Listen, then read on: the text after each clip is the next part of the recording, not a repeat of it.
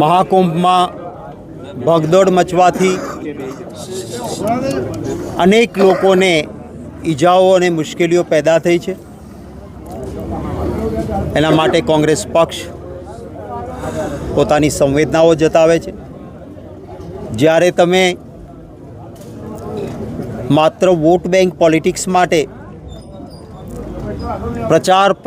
પ્રસાર માધ્યમ માટે પોતાની પબ્લિસિટી સ્ટન્ટ માટે સરકારો ખૂબ મોટા પાયે ખર્ચ કરતી હોય અને બીજી તરફ ભગવાનના ઘેર કે ગંગાના કિનારે જનાર યાત્રિકની સુરક્ષા ન થઈ શકે, આ વ્યાજબી નથી।